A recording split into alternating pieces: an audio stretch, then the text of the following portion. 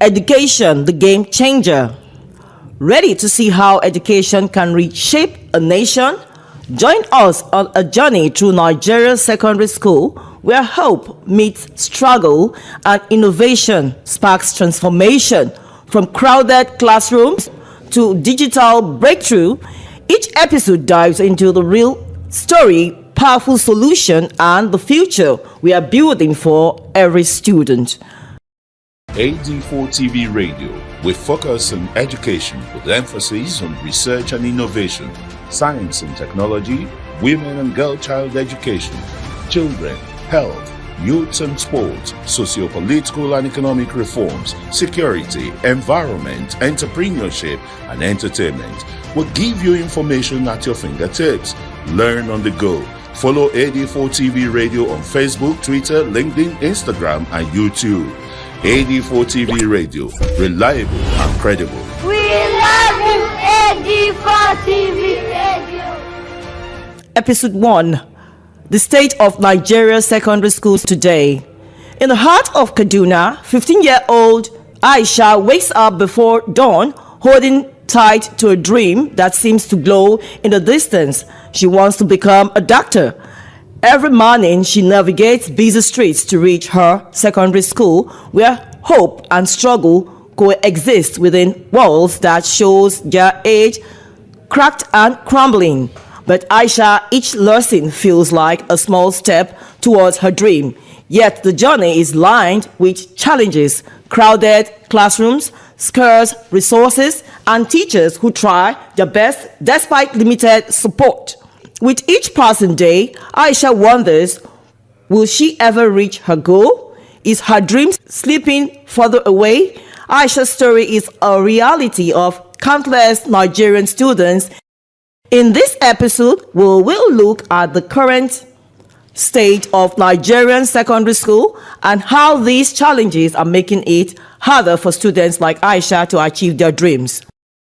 Education is often called the great equalizer, a bridge to opportunities, a tool for change, and a lifeline to a better future. In Nigeria, education holds the promise of uplifting millions and transforming communities, yet the reality within schools often tells a different story. Challenges within education echo through both cities and rural areas, creating barriers that can hold back young people from reaching their full potential. This struggle is not new. Nigeria has a long and complex history with education that impacts the way schools operate today. Before colonial influence, Nigeria's diverse ethnic groups had indigenous educational system tailored to their unique culture. This education focused on practical skills, cultural values, and community responsibility. For example, the Igbo practiced a hands-on apprenticeship system where young people learned trade and craft from experienced artisans. In the North, Islamic education centered around Quranic studies and Arabic literacy, which emphasizes religious identity and community ties. However, as Nigeria moved into the colonial era, formal education was introduced primarily through missionary efforts.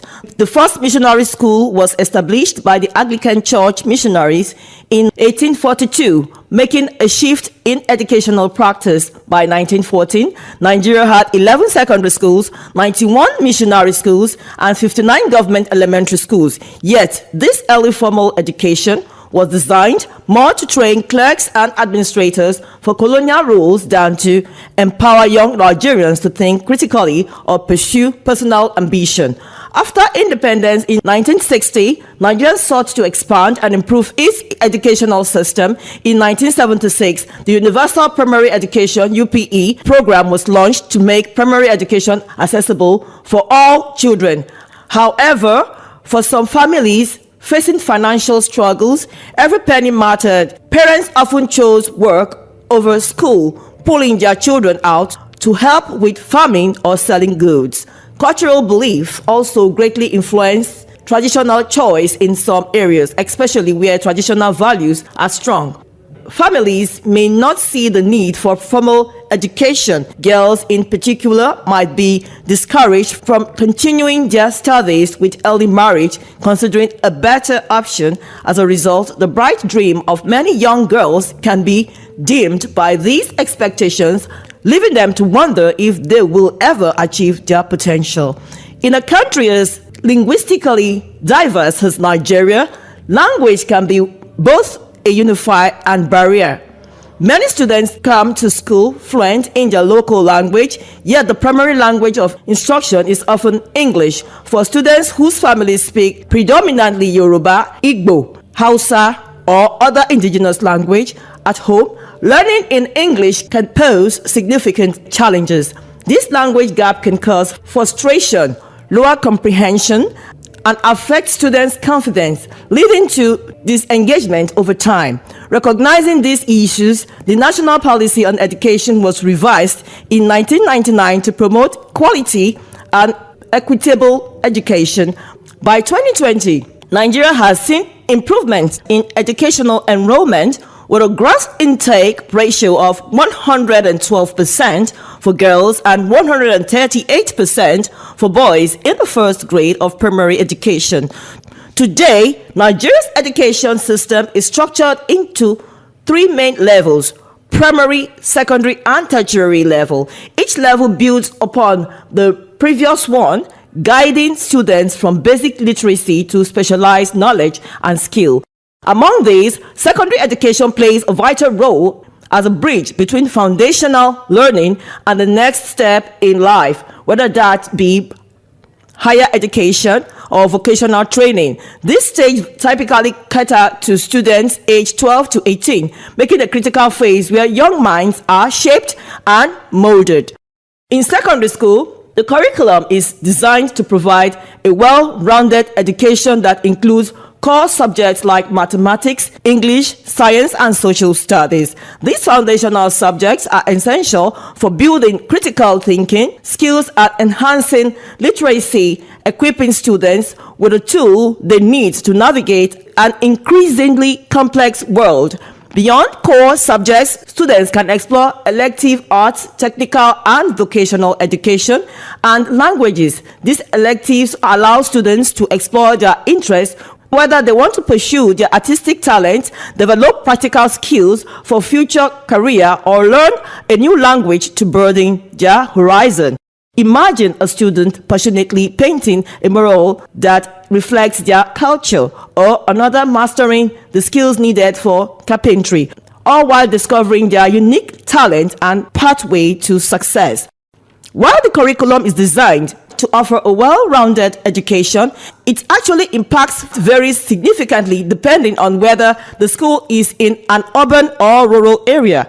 Urban schools are found in bustling metropolitan area and densely populated cities like Lagos and Abuja. These schools often enjoy better infrastructure with modern classrooms, access to technology, and wide range of educational resource. Here, students benefit from well-trained teachers, updated learning materials, and a variety of extracurricular activities that enrich their educational experience. In rural areas, the story is different. Rural schools serve students in remote and less populated areas where educational opportunities can be limited. Often, these schools operate in older, less maintained buildings and may lack basic facilities. The challenges faced by rural schools include overcrowded classrooms, insufficient resource, and shortage of qualified teachers. Many rural students attend schools that struggle to provide even the most essential learning materials, making it difficult for them to engage fully in their education. Enrollment and attendance rate further highlights the disparity between these two educational landscapes. Urban areas typically sees higher enrollment figures with a significant number of students consistently attending school. As of 2021, the net attendance ratio for secondary education in urban areas is approximately 74%. In contrast, rural schools struggle to maintain attendance with only about 55% of eligible students attending. Many rural students are often forced to leave school to assist with farming or family business, significantly impacting their education. Economic factors heavily influence these decisions in many rural communities. Immediate financial needs often take precedence over long-term educational benefits. Families grappling with poverty may prioritize income-generating activities over schooling, which can lead to alarming high dropout rates. For instance, it is not uncommon for children in rural areas to leave school before completing their secondary education, further perpetuating the circle of poverty and limiting their future opportunities. Despite the advantage that urban schools in Nigeria often have over their rural counterparts, they are not without their own set of challenges. In urban areas, the educational landscape is diverse, encompassing both public and private institutions. While private schools are frequently associated with better facilities and resources, public schools, especially government-owned secondary schools, continue to face significant issues. Government secondary schools in urban centers often grapple with overcrowded classrooms, insufficient teaching materials, and a shortage of qualified teachers. These challenges hinder the quality of education and the ability to provide individual attention to students. For example, in some states, the teachers-pupil ratio in public secondary schools is approximately 32:1, which can be overwhelming for educators and detrimental to students' learning experience. Additionally, the infrastructure in many government secondary schools is deteriorating. Report shows that some schools are housed in rundown buildings and do not have basic facilities like working toilets, clean drinking water, proper lighting. These issues not only make it hard for students to learn, but can also create health risks for both students and teachers. These internal struggles impact Nigeria's performance on the global education stage. International assessments such as the Program for International Students Assessment, PISA, elevates 15 years old globally in subjects like reading, maths, and science. Unfortunately, Nigeria did not participate in the 2018 PISA results, highlighting a significant gap in data and raising serious concern about the country's educational status. When we compare Nigeria to other nations, the disparities become painfully clear. For instance, Singapore consistently ranks at the top in PISA assessments, with students demonstrating outstanding skills in maths and science. Countries like Canada, Finland, and Japan also achieve strong educational outcomes thanks to well-resourced schools, skilled teachers, and curricula that emphasizes critical thinking and problem solving. These successful education systems do more than just elevate academic performance. They play a crucial role in their country's economic and social development. A strong educational system fosters a skilled workforce, enhances innovation, and drives economic growth. For example, countries with high education standards often enjoy lower unemployment rates and high level of civic engagement, leading to more stable society. In contrast, Nigeria's struggle with secondary education highlights the urgent need for reform by addressing the challenges faced in both urban and rural secondary schools. Nigeria can begin to enhance its educational standards.